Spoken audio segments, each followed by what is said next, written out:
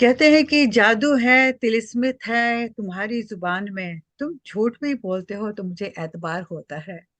रूप आपकी खिदमत में हाजिर हो गई है, लेकर आप ही का अपना कार्यक्रम जिसे आप बहुत पसंद करते हैं, देखते हैं और चाहते हैं मैं किसी ना किसी को लेके आती रहा करूं। और आज ऐसी एक शख्सियत को मैं लेके आई हूं जिसे आप भी सुनना चाहेंगे, बार बार सुनना चाहेंगे, बार बार उनके बारे में जानना चाहेंगे। ये हैं डॉक्टर सुनीता शर्मा जी। पेशे से ये वैसे स्कूल में पढ़ाती थी, इंडिया में भी पढ़ाती थी, यहाँ पर भी अर्ली चाइल्डहुड में पढ़ाती हैं। इतना ही नहीं, नॉवल लिखती हैं, कहानियां लिखती हैं और कविताओं का तो अंबार है। सबसे पहले इनका स्वागत करते हैं। नमस्कार। नमस्कार रूपा जी। और हम फिर से पेशे खिदमत हैं आपके क्या लिए। बात है, क्या बात है। और आपसे तो बात कर कर हमेशा ही बहुत बहुत मजा आता है। ऐसे जी लगता जी। है कि बस बातें करते ही चले। और सभी को नमस्कार। और आपका पीछे वाला जो व्यू है, क्या बात है, मजा आ रहा है। मुझे लग रहा है कि घर में बैठे हुए भी अगर हम जी। ऐसे बीच पर जाकर आनंद ले सके तो इससे अच्छी तो कोई बात ही नहीं हो सकती है। जी। तो मोटिवेशन कर दिया आपने तो मुझे। अरे अरे। मोटिवेट हो गई मैं मोटिवेट तो। तो आप करती रहती हैं मुझे, क्योंकि आप इतनी कविताएं लिखती हैं और मैं ये सोचती रहती हूँ मैं आज लिखूंगी। मेरा आज, कहते हैं कल कभी नहीं आता, लेकिन मेरा आज कभी नहीं आता है। आज भी लिखूंगी, रात को लिखूंगी, और रात होती है मैंने कहा छोड़ो, पर कल रात को लिखूंगी। बस ऐसे ही बीतता है। तो चलिए शुरू करते हैं आपसे। आज ये जी बताइए, ये एक जी। सस्पेंस है कि आपने आज तक कितनी पुस्तकें लिखी हैं। कितनी पुस्तकें लिखी हैं। जी जी। हम्म। ये तो देखा जाए तो एक सस्पेंस मेरे लिए भी है। आपने बहुत अच्छा प्रश्न किया। जी। क्योंकि आजकल क्या है, बहुत सारे साझा काव्य, साझा कहानी संग्रह और जो साझी चीजें चल रही हैं, उसका हम्म। एक फायदा ये होता है कि काफी सारे लेखक, काफी सारे कवि एक साथ जुड़ जाते हैं जी। और उसमें आपकी रचनाएं छप जाती हैं। हम्म। तो ऐसे मेरे काफी सारे काव्य संग्रह और काफी सारे कहानी संग्रह भी हैं। पर अगर आप मतलब जैसे कविता के प्रमुख हस्ताक्षर है, या मिट्टी की सुगंध है, या गुल्लक किस्सों का है, या अ, क्या, मैं तो नाम भी भूल देखा, जाती हूँ। याद याद इतने करना पड़ता है, इतना कुछ तो लिखा है आपने। जी। और अभी भी एक और कहानी, शक्ति स्वरूपा कहानी संग्रह, साझा कहानी संग्रह है, जिसका कि मैं उप संपादक हूँ। और उसके अलावा भी मतलब बहुत सारे साझा संग्रह प्रकाशित हुए हैं मेरे। पर अगर एकल काव्य संग्रह और एकल कहानी संग्रहों की बात करते हैं, हम्म। तो मैं शुरुआत करती हूँ मैं गांधारी नहीं से। ये ये मैंने मेरी पढ़ी पुस्तक। हुई है। जी। एकल काव्य जी संग्रह है, काव्य जी संग्रह है, कविताएं हैं इसके अंदर। फिर उसके पश्चात मेरा कहानी संग्रह छपा जागृति जी के नाम से। जी। तो जैसा कि आप कह ही रही हैं कि मैं बहुत विविध विधाओं में लिखती हूँ, तो इसमें कोई शक नहीं है। उसके बारे में अभी हम बात करेंगे आपसे। जी जी। ये देखिए, ये आपने इसका भी मेरा साक्षात्कार किया था, जी और जी। अंशु स्पर्श। अंशु और आपने स्पर्श बहुत बहुत सुंदर अच्छी नाम भी है। कविता इसमें जी से, जी, जी। बहुत अच्छी कविता इसमें से आपने पढ़ी इसमें थी। तो आपको शायद मेडल भी मिला था। जी जी हाँ। जी जी इसके लिए मुझे बहुत सारे पुरस्कारों से भी नवाजा जी गया। जी। और अभी जो मेरी पुस्तक है, ये देखिए, चिर प्रतीक्षित। क्या बात तो है, क्या बात है। ये भी इसी साल, इस साल तो नहीं, आप कह सकते हैं कि लास्ट ईयर प्रकाशित हुई थी। हम्म। पर 10 जनवरी को इसका लोकार्पण भारतीय उच्चायुक्त सुश्री नीता भूषण जी के द्वारा किया गया। जी। ये दूसरी बात थी कि मैं वहां पर नहीं थी, पर कोई बात हमारा नहीं, आपकी लोकार्पण हो गया। रचनाएं पहुंच गई, आपकी जी। पुस्तक पहुंच गई। जी और उन्होंने मुझे ये भी बताया कि उन्होंने सारी रचनाएं पढ़ी हैं और उन्हें बहुत अच्छी कविताएं लगी हैं। तो मुझे बहुत प्रसन्नता हुई ये जानकर। तो जी। तो तो अब आप अब आते पूछिए। हैं, आपकी कविताओं पे आते हैं, क्योंकि जब भी मैं सुनती हूँ, देखती हूँ या आपके फेसबुक देखती हूँ, तो उसमें कविताएं ही कविताएं हैं, उस पे लोग काफी कमेंट्स देते हैं कि बहुत अच्छी जी हैं। और वाकई में आप बहुत, जैसे आपने अभी कहा, बहुत विधाओं में, विविध विधाओं में लिखती हैं। जी मैं वही पूछना चाह रही थी आपसे। सोचती तो बहुत जी। कुछ हूँ, लेकिन पूछना चाह रही थी कौन कौन सी ऐसे विधाएं हैं, जैसे कुछ स्वतंत्र लेखन है या जी बंदिश में है, या कैसे लिखती हैं जी। आप। जैसा कि आपने खुद ही बताया कि वैसे मेरी जो प्रिय विधा है वो मेरी कविता ही है, जी। काव्य। मुझे लिखना बहुत अच्छा लगता है। और मैं कहानियां लिखती हूँ, कहानियों में उपन्यास भी मैंने शुरू किया हुआ है। और उपन्यास की शुरुआत भी ऐसी हुई थी कि वो कहानी थी, वो लोगों ने इतनी पसंद की कि उन्होंने कहा कि मतलब वो मेरे जो पाठक हैं, ब्लॉग है मेरा, आप जानती ही हैं, जी। अ, सुनीता के दिल से। तो हम्म। उन लोगों ने कहा कि मतलब वो पूछे जा रहे हैं, और उनकी जो क्यूरियोसिटी थी और उनकी जो जानने की इच्छा थी, वो कहीं ना कहीं कहानी उपन्यास रूप में परिवर्तित होती जा रही है।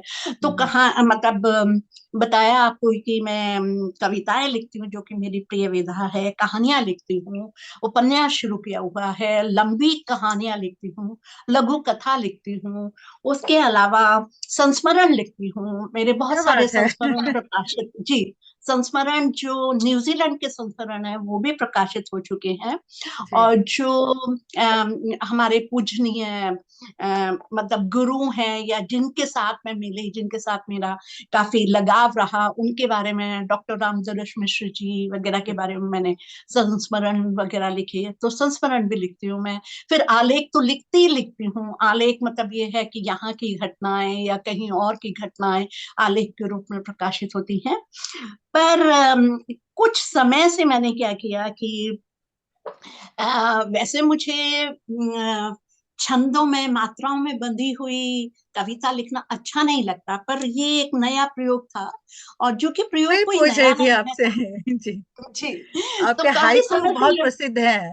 जी जी, तो जी। हाइकू मेरे बहुत प्रसिद्ध हैं, जो कि लोग बाग काफी मतलब पसंद कर रहे हैं। और हाइकू का फायदा क्या है कि मतलब आप बहुत कम शब्दों में और पैनी धार की तरह आप अपनी बात रख देते हैं। तो बिहारी के हाइकू दोहों में की क्या, तरह। बिल्कुल दोहे तो फिर भी बड़े होंगे, क्योंकि दोहों जी। में 11 13 11 13 हम्म। इस तरह से चलता है, या 13 11 13 11, मतलब उसको उल्टा कर दीजिए। रोला है, दोहा है, छपे, मतलब हमारी बहुत सारी, मतलब ऐसा नहीं है कि ये कोई नई विधा है, पर ये जापान से आई है। तो जी। जापानी विधा है जो कि हाइकू है। और इसका जो हाइकू का जो वर्ण विधान है वो है 5 7 5। तो तो इसके पांच अंदर आपकी वर्ण कविता नहीं, खत्म हो जाती है? जी बिल्कुल, पांच सात एक पांच एग्जाम्पल दीजिए थोड़ा सा। जी, मैं एग्जांपल देती हूँ आपको। हम्म। जैसे कि प्रतीक्षित में ही मेरी एक बहुत इसके मुख्य पृष्ठ पर ही हम्म। एक हाइकू है, जो कि हम्म। मैंने हाइकू की तरह ही लिखा था, तो वो जो जी। मैंने समर्पित किया हम्म। उसमें है, इश्क क्या किया। तो ये इश्क देखिए, ई शा हम्म। का, हम्म। क्या, का, या, तो इसमें जो आधा वर्ण होता है वो नहीं काउंट में होता। अच्छा। तो इश्क क्या किया, तो हम्म। इश्क क्या किया, तो ये हम्म। 5 वर्ण हो गए आपके। हम्म। हम्म। इश्क क्या किया, 5 वर्ण हो गए। आंखों से पन्नों तक, तो आंखों से पन्नों हम्म। तक, हम्म। तो ये 7 हो गए। इसमें उतर मात्राएं आया, भी काउंट नहीं होती हैं? हाँ, मात्राएं भी काउंट नहीं होती हैं, सिर्फ वर्ण जो है वो काउंट होते हैं इसके अंदर। उतर आया, उतर आया, हम्म। इश्क क्या किया, आंखों से पन्नों तक उतर आया। तो ये मतलब वर्णों में बंधी हुई रचना है, जिसका विधान है, वर्ण विधान है 5 7 5। और आपके जो आधे अक्षर हैं या जो मात्राएं हैं वो इसमें काउंट नहीं की जाएंगी। ऐसे जी। ही देखिए, जिद्दी मंजिलें, जिद्दी, ज और द, हम्म। जिद्दी मंजिलें, जिलें, तो ये 5 हो गए। देख, है क्या अंजाम, हम्म। तो है, फिर या, हम्म। अंजाम, तो ये पूरे फिर 7 हो गए आपके। हम्म। फिर जिद्दी हम्म। हौसले, ओके। तो ये फिर आपके फिर 5 हो गए, तो 5 7 5। तो मतलब ये ये इसका उसका वर्ण ट्रेंड विधान ऐसा ऐसा लिखा जाता है कि 5 7 जी 5 5 7। जी ओके। जी। तो मतलब ये है कि बहुत थोड़े से शब्दों में, बहुत थोड़े से वर्णों में आपको अपनी बात कहनी होती है। अम, और भी मैं आपको बताती हूँ, जैसे है हसरत बनी। हम्म हसरत बनी, तो हम्म। ये हसरत बनी, हसरत बनी, ये हो गए आपके 1 2 3 4। तो बनी जो है उसको आपको कुछ और करना पड़ेगा, हसरत यूं कर दीजिए बड़ा आप, बड़ा कॉम्प्लिकेटेड है बनी। जी। ये वही समझ सकता है जो कर सकता है। जी, तो तो ये आपकी है जो 5 7 5, इसका ये हम्म, विधान है। फिर मैं सदोका लिखती हूँ। हाँ, उसमें क्या सदोका अंतर भी है सुडोका जापानी में विधा जी? है। जी, ये भी जापानी विधा है, और उसमें इसका भी जो कुछ वर्ण ऐसा है? विधान है वो षटपदी है। षटपदी मतलब आप 6 पंक्तियों में आप कह सकती हैं। पर अच्छा इसका अच्छा। जो वर्ण विधान है वो है 5 7 7, 5 7 7। हम्म। तो अब क्या है कि मतलब फिर वही है, मतलब हमारे पास भी बहुत सारे जो छप्पे वगैरह हैं वो हमारी षटपदी कविताएं होती हैं, और मात्राओं में बंधी हुई होती हैं। यहाँ पर ये मात्राओं में बंधी होते हुए भी कहीं वर्णों में ज्यादा बंधी हुई है। मात्राओं का मतलब इसमें है, पर इतना नहीं है। तो जैसे हम्म। मैं अब आपको एक सदोका भी पढ़कर सुनाती हूँ। जी। पन्ने मोड़े क्यों, हम्म 5 7 7। हम्म पन्ने मोड़े क्यों, यही पढ़ाने तुम्हें। हम्म तो फिर 7 आ गए, हम्म भगाती यूं जिंदगी। तो हम्म अगर आप इनकी मतलब वर्ण अगर आप काउंट करोगे तो हम्म ये हो जाएंगे, पन्ने मोड़े क्यों, हम्म यही पढ़ाने तुम्हें, भगाती यूं हम्म जिंदगी।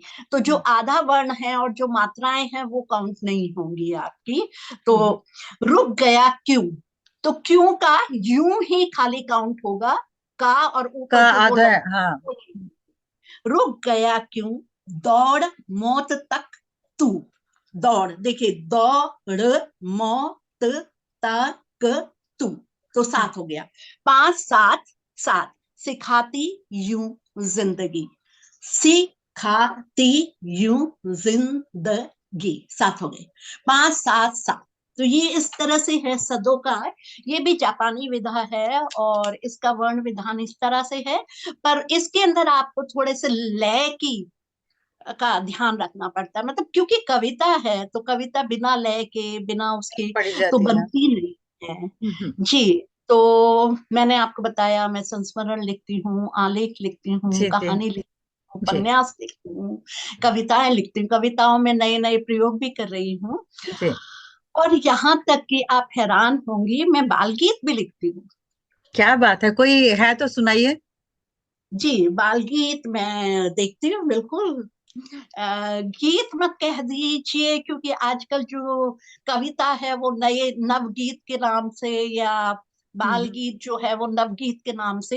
तो मैं शायद एक देखती हूँ, अगर मेरे पास है तो मैं पढ़कर बताती हूँ आपको। जी जी और ये यहाँ के परिप्रेक्ष्य में लिखी हुई है, क्योंकि मैं बच्चों को पढ़ाती हूँ तो मुझे जी कहीं जी। लगता है कि बच्चों के साथ उनको जोड़ा जाए और हम बच्चों को कैसे आगे बढ़ा सकते हैं। उन्होंने कहा कीवी, हम्म उन्होंने कहा कीवी, हमने कहा हाँ कीवी। हम्म वो मुस्काए कैसे, वो मुस्काए कैसे, हमने कहा हम न्यूजीलैंड के वासी, हम्म। हमने कहा हम न्यूजीलैंड के वासी, हम कीवी ही कहलाते। उन्होंने कहा कीवी, हमने कहा हाँ कीवी। वे मुस्काए कैसे, हमने कहा हम न्यूजीलैंड के वासी, हम कीवी ही कहलाते। वो हंसे, वो हंसे, तुम तो वैसे नहीं पक्षी जैसे। हम्म। वो हंसे, तुम तो वैसे नहीं पक्षी जैसे, नहीं लगते, नहीं लगते। हम मुस्काए, हमने कहा अच्छा कीवी, हम्म कीवी जो हमारा राष्ट्र पक्षी है कहलाता। हम्म अच्छा कीवी हम्म। जो हमारा राष्ट्रीय पक्षी है कहलाता, छोटे पंखों के कारण उड़ नहीं पाता। जी। अच्छा कीवी जो हमारा राष्ट्रीय पक्षी कहलाता, हम्म। छोटे पंखों के कारण उड़ नहीं पाता, बस न्यूजीलैंड में पाया जाता। हम्म। बस न्यूजीलैंड में पाया जाता। दिन को सोता, रात को जागता। दिन को सोता, रात को जागता, फल फूल कीड़े मकोड़े खाता। दिन को सोता, रात को जागता, फल फूल कीड़े मकोड़े खाता। अब हो गई बहुत कम संख्या, अब हो गई बहुत कम संख्या, वह धरोहर हमारी, वह धरोहर हमारी, राष्ट्रीय पक्षी कीवी, धरोहर हमारी, राष्ट्रीय पक्षी कीवी, क्या बात। धरोहर। जी। तो बहुत। ये बाल गीत बच्चों के लिए, क्योंकि मुझे बच्चों के लिए हमेशा ही कुछ ना कुछ करना बहुत अच्छा लगता है।